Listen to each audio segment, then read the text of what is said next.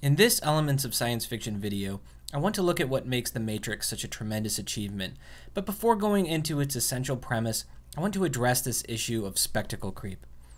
Spectacle creep is the idea that spectacle, or just the razzle-dazzle, fancy, big, wild, crazy stuff and the special effects in a story or a movie is going to get razzle-dazzlier and bigger and wilder because it always has to one-up itself or other films. So this term is spectacle creep in popular culture, but it happens to plots and ideas as well. And in that case, I call it stakes creep, as in the thing that is at stake for the characters or the world has grown increasingly serious over both the course of sequels in a story franchise, but also in science fiction overall. An article from Vulture magazine went viral a few years ago where author Scott Brown and scriptwriter Damon Lindelof break down the problem of spectacle creep. Lindelof calls it story gravity, where stories ask, how do we top ourselves? The world always has to be saved, and just in the nick of time. And when this is taken too far, it appears ridiculous, as was well satirized on The Simpsons with Radioactive Man. Not until you're 60. Look out! Will Radioactive Man act in time to save the Earth? Thus, spectacle creep is used pejoratively, that is, negatively, to criticize spectacle getting in the way of an otherwise good story. And I find no better example of this than what has transpired since The Matrix. Itself a terrific movie with a terrific concept.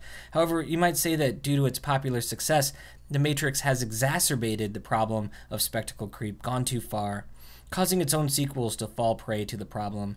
Because after this first film, there really wasn't anywhere for the franchise to go, let alone Hollywood imitators wishing to take The Matrix ideas to the next level. You just can't tack a few more zeros onto The Last Ransom and call it good. In a little while, you'll notice that the Kreplakistani warhead has gone missing. If you want it back, you're going to have to pay me $1 million.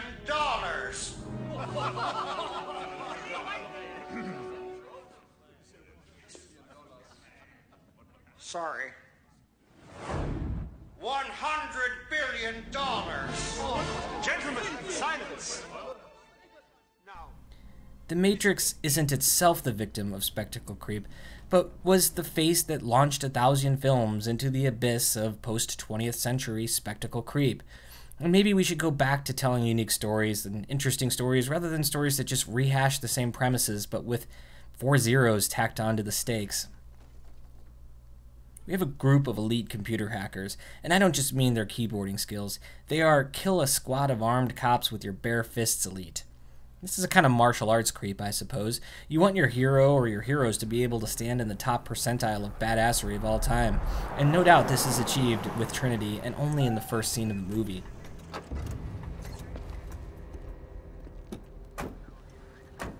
Lieutenant. Oh, shit. Lieutenant, you were given specific orders. Hey, I'm just doing my job. You give me that jurist my diction crap. You can cram it up your ass. The orders were for your protection. I think we can handle one little girl.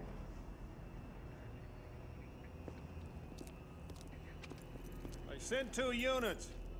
They're bringing her down now. No, Lieutenant, your men are already dead.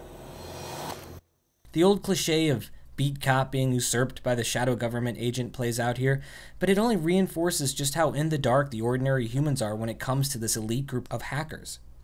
The hackers really know what's going on, and boy does the government ever want to stop them.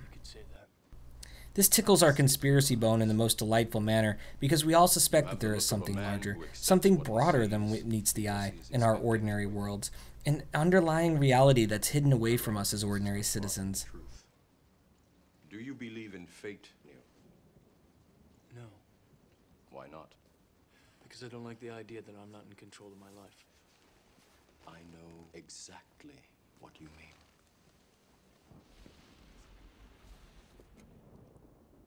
Let me tell you why you're here. You're here because you know something. What you know you can't explain, but you feel it. You felt it your entire life. That there's something wrong with the world. You don't know what it is, but it's there, like a splinter in your mind, driving you mad. It is this feeling that has brought you to me. Do you know what I'm talking about? And when Morpheus begins elucidating on the Matrix, he doesn't have to speak in such riddles, but by doing so, he creates an interesting commentary on our ordinary world. The Matrix is everywhere. It is all around us. Even now, in this very room. You can see it when you look out your window or when you turn on your television. You can feel it when you go to work, when you go to church, when you pay your taxes. It is the world that has been pulled over your eyes to blind you from the truth. What truth? That you are a slave, Neo. Like everyone else, you were born into bondage, born into a prison that you cannot smell or taste or touch. A prison. A hunch, a feeling, an inkling that there is a single profound secret that blinds us all from the truth and pervades every aspect of our ordinary lives. If only we could figure out what it is. The hackers in the Matrix are in on a huge secret. Is it NSA spying? Nope.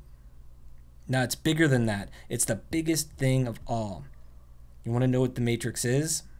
How tantalizing that we are given this in the form of a question. What is the Matrix? And if Neo is going to really matriculate into this enclave of Uber hackers, he has to make this life-changing commitment. There is no going back from what knowledge he is about to obtain. Because you can't be told what the Matrix is. You have to see it for yourself.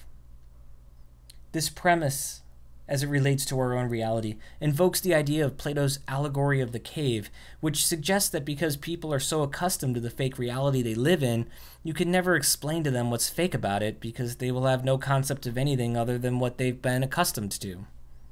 In fact, showing them these truths is only going to cause them problems that begin with them not believing you. Created a 5-second delay, as if you were to bleep back your DVR 5 seconds. That's what we did with the picture we were showing you, so that we would see in the studio what was happening 5 seconds before you did, so that if anything went horribly wrong, we'd be able to cut away from it without subjecting you to it. We identify with Neo's existential ennui, but the fantastic element here is much broader. It's revealed that it's not just the government that's a lie, but everything. Literally everything.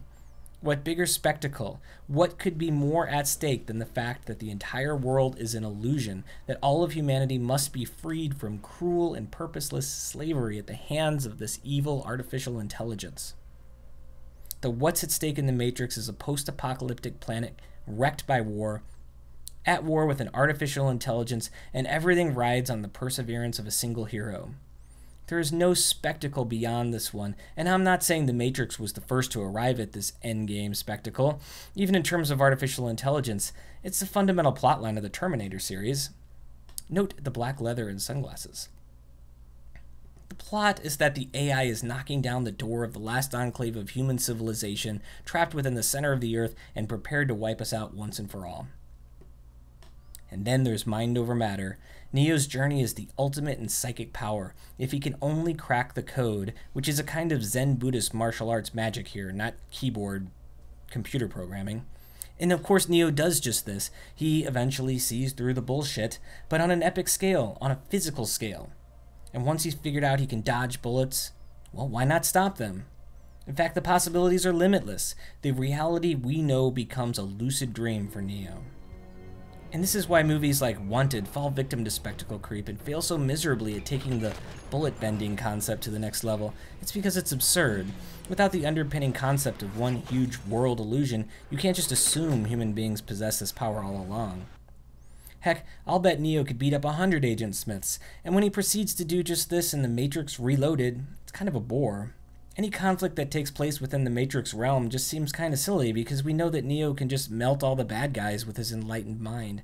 I mean, if he can move objects with his mind, as he does in this scene, what can possibly stop him? Even the matter phasing, the bad guys that can phase their matter and disappear in a blink, they're just kind of pointless because we still know Neo can beat them. We are already awash in a world of too much spectacle, and what lies at the heart of good science fiction is storytelling. And it's the central message of The Matrix that is essential to its success, not ever-rising stakes brought to some pinnacle of perfection.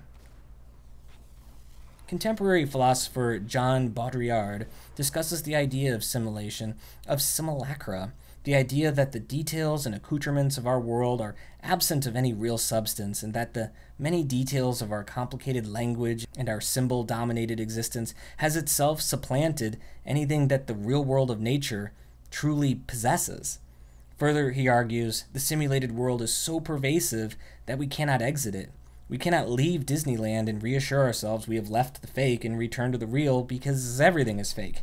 All we can do is engage with a simulated reality.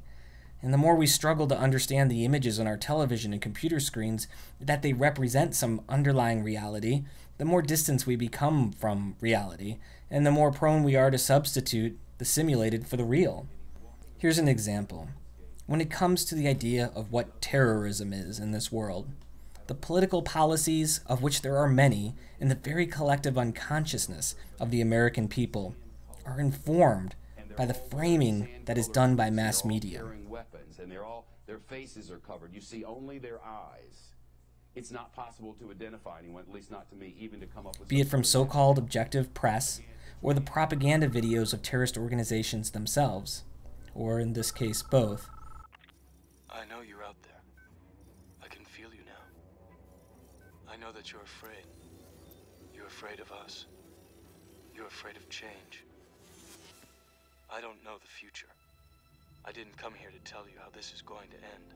I came here to tell you how it's going to begin. I'm going to hang up this phone, and then I'm going to show these people what you don't want them to see. I'm going to show them a world without you. A world without rules and controls, without borders or boundaries. A world where anything is possible. Where we go from there is a choice I leave to you.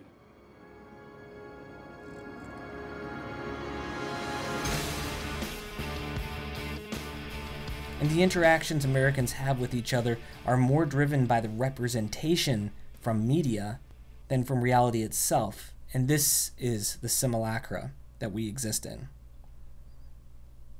Ironically, we find, in an effort to break free of the confines of simulacra, The Matrix as a film has captivated it.